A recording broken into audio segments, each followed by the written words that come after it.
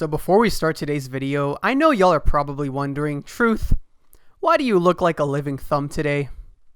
Why do you live in your mom's basement? Now, let me ask y'all a question. When y'all think of a player that wasn't necessarily an all-star or an all-time great player, but still managed to find a way to impact the game, not necessarily basketball-wise, but maybe a little bit, who do you think of? Maybe Nick Young? Or JaVale McGee in his earlier Shaqtin' days? Or maybe even the Henny God himself, J.R. Smith?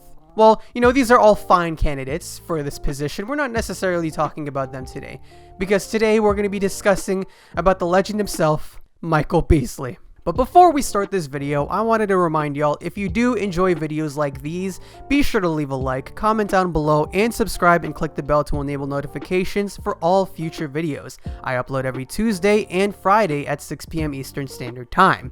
At least I try to. I like to talk about a variety of topics, whether it be casual topics like this one, I like to delve into NBA history, or I'll just talk about stuff that's going on today. So if you do enjoy stuff like that, I make that. So, subscribe.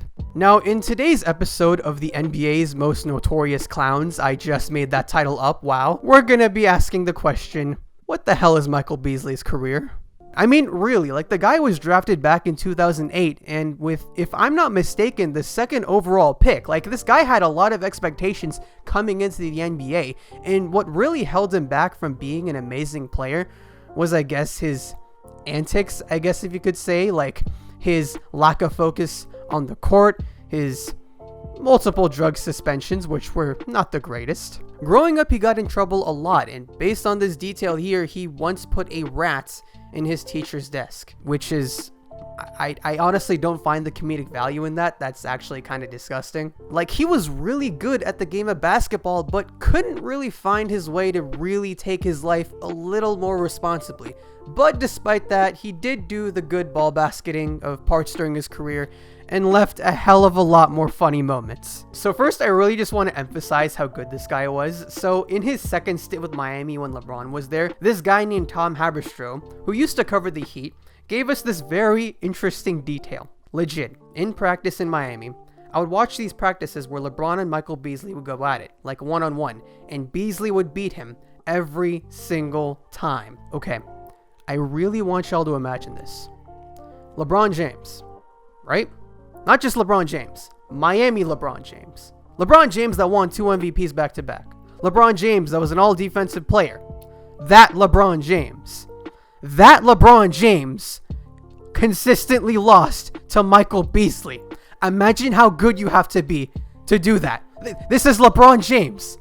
Michael Beasley, how good are you? Now, if we're thinking realistically and not in a hyperbolic sense, I could realistically see that Michael Beasley could probably beat LeBron James one-on-one a few times, especially if they're just going casually.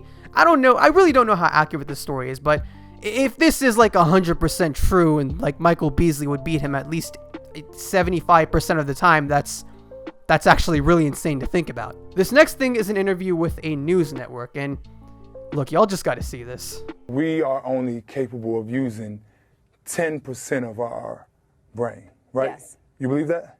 No, yeah. Is you about to say it's true? I'm saying that's what people say. That is the consensus scientifically. It's the consensus scientifically.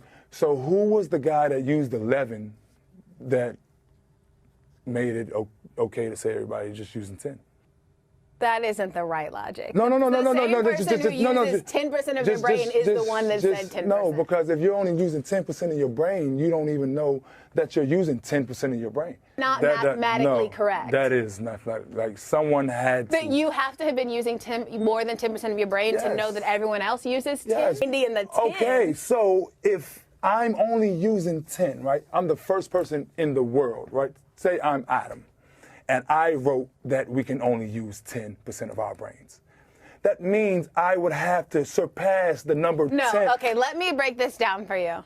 You can break it down. You're wrong. Listen, I get what you're saying. A doctor has to learn something. And everything a doctor learns is man-written.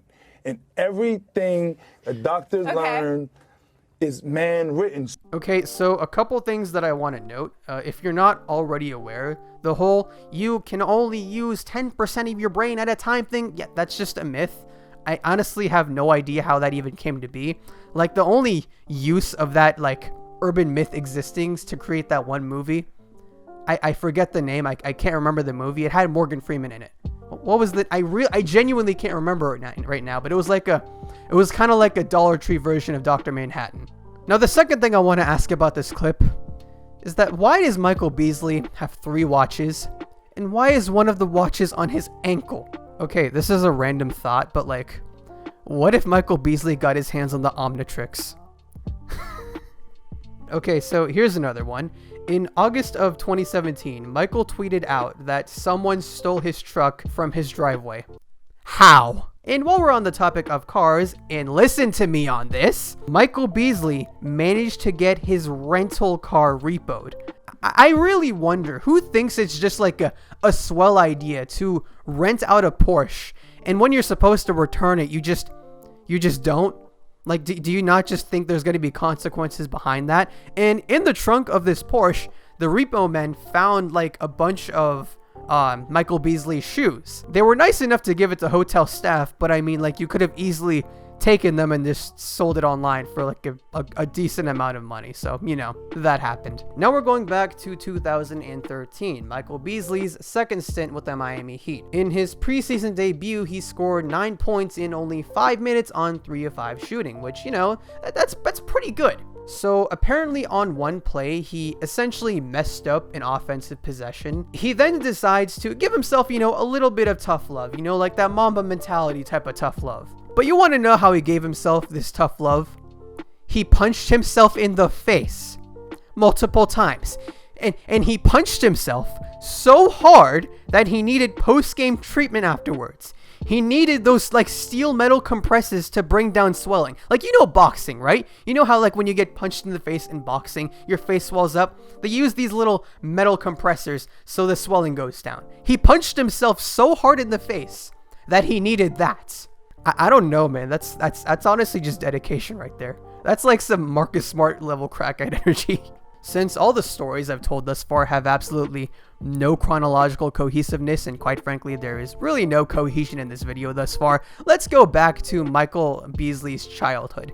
So one thing you need to know, I actually didn't know this, is that Michael Beasley and Kevin Durant are like best friends, right? So when they were around the age of 11 or 12, they were on the same basketball team, or rather Michael Beasley was trying out for the same basketball team that Kevin Durant currently played on. I guess he was nervous and he didn't really play that well. And because of that, the coach decided to ask him, okay, you know, we're done, leave, and don't return. And that, first of all, that kind of wording is kind of mean. But when Michael Beasley was leaving, keep in mind, Michael Beasley grew up in a situation where he didn't necessarily know when his next meal was going to be. So, like, you know, you eat, you got to eat. So his next thing to do was to take the whole pizza. He took the whole team's pizza. He didn't just take one slice. This man stole the entire team's pizza. Later that day, he did get called back, and no one was even mad. They just thought it was funny. And like literally after that, he became like the team's jokester. And he even like contributed a lot to the team and all that. And ever since then, Michael Beasley and Kevin Durant became best friends. So in essence, if you want to become best friends with Kevin Durant, you gotta steal his pizza. Now, his time with the Knicks and the Lakers, that was probably the biggest treat that we got. I'm not even going to say anything, just you got to see for yourself. My career is like none other. That means I would have to surpass the number 10. Okay. I'm your favorite player. You can break it down, you're wrong. With taking a day at a time, where should this Lakers team end up by the end of the year? Exactly where we want to. Which is? Where we want to be. And seeing the sense of urgency there. Ginobili went through the net. That was. Where do you want to be? Taking it a day at a time. It's been different guys taking bad shots. And maybe Once you add up all those days, where can you end up? The future. For the Lakers, and then is told, hey, Michael, come on back. You're wearing the wrong shorts. And to cap off this absolutely legendary career, he had this to say as to why he was no longer in the NBA. What's the point of fighting the bear, right? Like, you fight a bear because the bear is supposed to be a bear, and no human is supposed to fight the bear. but you beat the bear, and then everybody look at the bear and say, oh, that's animal cruelty. What's the point? Yes, nigga, that's what the NBA is. Nigga, beating bears up. That's what I do in the court. I beat up bears all day, and they scream animal cruelty. That's all I'm sitting here with no job. 100%. Yes, I beat up bears, son. 12-foot grizzly bears. So, what I can gather here is that Michael Beasley's reasoning as to why he's no longer in the NBA is because he's too good. I mean, yeah. What are you going to do? Tell him he's not too good? Can any of y'all beat him one-on-one? I sure as hell. LeBron sure as hell can't. I mean, if he's out here beating LeBron one-on-one, maybe he actually is too good. Maybe he's just been holding back his strength this entire time to have some enjoyment, you know? Maybe that's the case the entire time. And he's just decided, you know, the NBA is just too boring for him. Just too boring. And with that lovely detail being said, I think that's all I've got for you guys today. If you did enjoy this video, be sure to leave a like, comment down below your favorite Michael Beasley moment throughout his career, and subscribe to stay up to date on future videos. Once again, I upload every Tuesday and Friday at 6 p.m. Eastern Standard Time. Also, here's a random note. The next video that's going to be coming out on Friday, I'm having a lot of fun making that right now, and I honestly think y'all are going to enjoy that a lot. So if you do want to stay up to date on that, make sure to click that bell. Once again, Friday, 6 p.m. Y'all are going to love it. Anyways, that's all I've got for you guys today. Now we'll see. Lucy.